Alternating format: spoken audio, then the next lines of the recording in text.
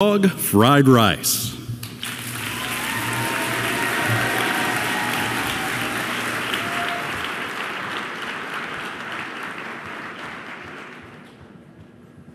For better or for worse, our food can say a lot about who we are.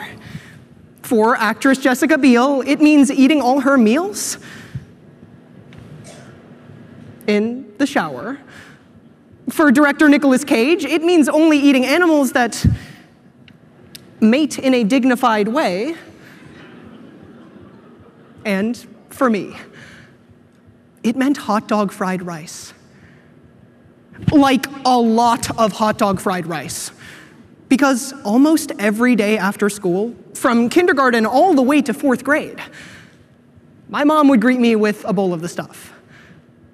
So, when I asked her why she made this part of my culinary habit, her answer caught me by surprise when she told me that hot dog fried rice was actually a great reflection of who I was.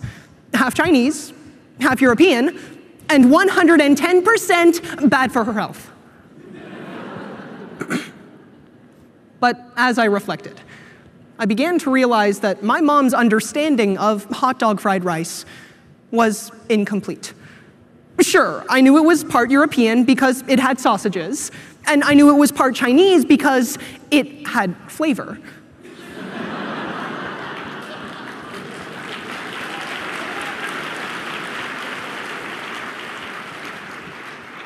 But it was also something uniquely its own. And in a world increasingly filled with black and white categories, we all stand to learn a little bit more about the foods and folks in the middle. As Northwestern professor Noor Kataili puts it, despite being one of the most overlooked and under-researched groups in the country, biracial Americans have presented a unique glimpse into America's obsession with oversimplification. So, for the more than 1 in 10 Americans who identify as biracial, it's crucial we understand their experience. By first, digging our forks into the history of biraciality in America. Second, by digesting how society shapes biracial development. And finally, by expanding the menu and seeing how a broader recognition of biracial identities can affect more than just us. Now I know what you're thinking.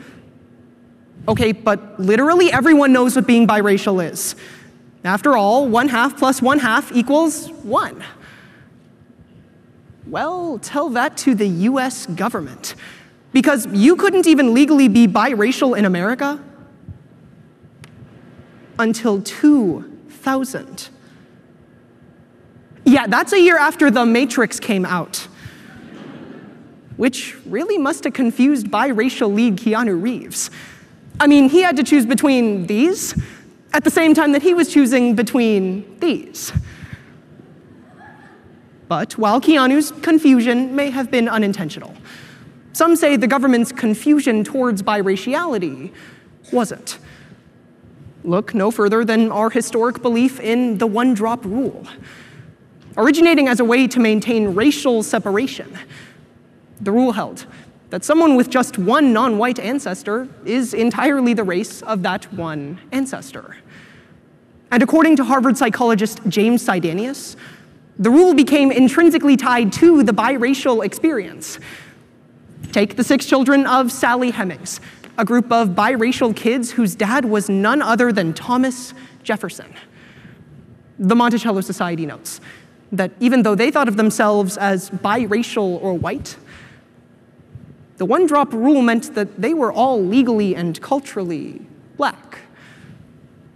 And thus, were technically enslaved on the plantation their own father owned.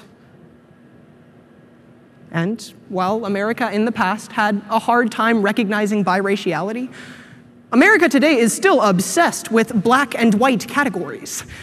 Democrats and Republicans, Apple and Android, guys in speech and debate, and guys with girlfriends.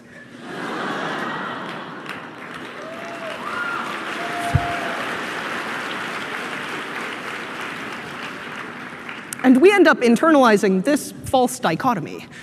Heck, until recently, I thought I could never get a girlfriend. And I still think that. So maybe that wasn't the best example, but my point stands. A 2019 study from CSU Long Beach researcher Layla Norwood found that biracial children undergo 4 stages of identity development: confusion, choice of group, denial, and appreciation. But Norwood also found that often society leaves biracial people stuck at stage 3. Consider our first biracial president, who never actually called himself biracial.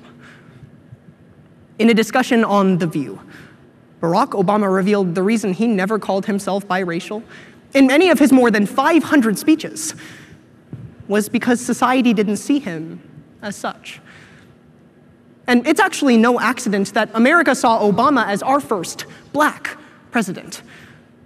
See, Harvard psychologist Arnold Ho found that a majority of Americans across all different backgrounds viewed biracial people as belonging more to their minority half, in a trend some have called the modern manifestation of the one-drop rule.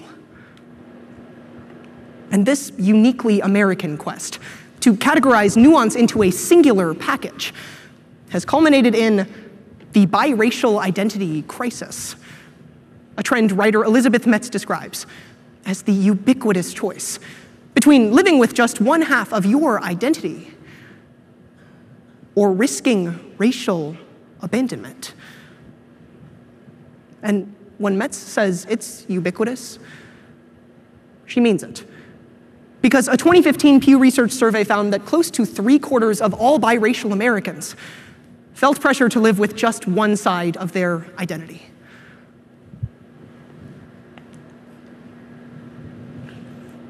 And honestly,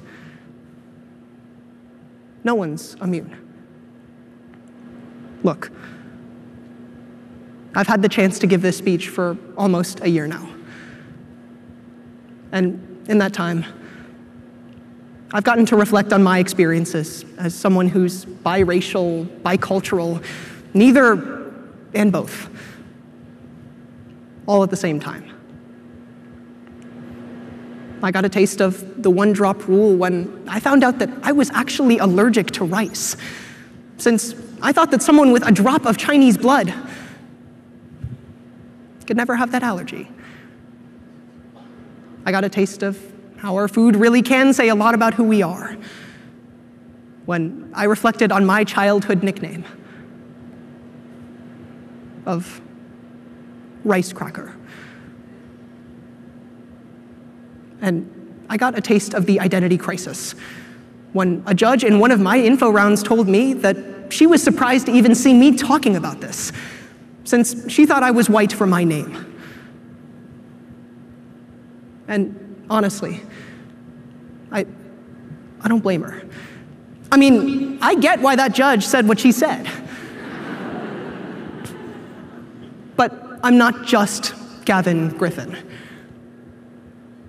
I'm Gavin Li Boyuan Griffin. And those missing middle names might actually be more important than you think.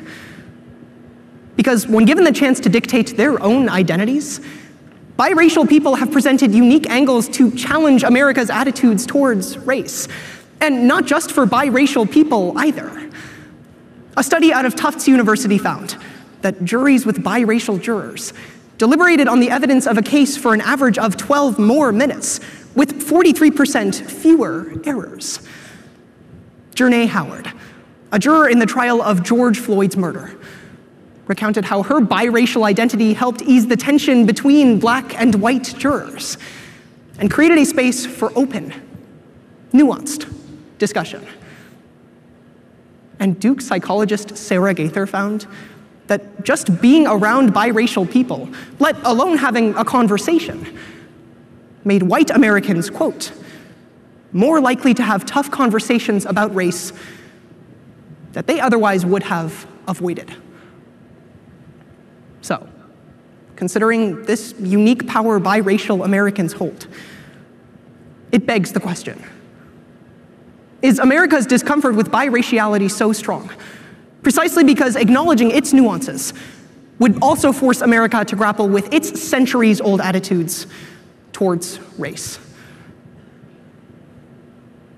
After almost a year of research, I honestly still can't say. But what I can say with confidence is that our food can say a lot about who we are, especially if that food is a bowl of hot dog fried rice. Because though America might not be ready for it yet, biracial people are the fastest growing demographic in the country. A demographic that not only challenges our views towards race, but also compels us to reconsider if the black and white categories in our everyday lives even make sense. And if they ever did. So, once folks catch on to kimchi cheeseburgers, Kentucky fried dumplings, or even hot dog fried rice, don't panic. Because to be truly informed of something, it's always good to look beyond the black and white.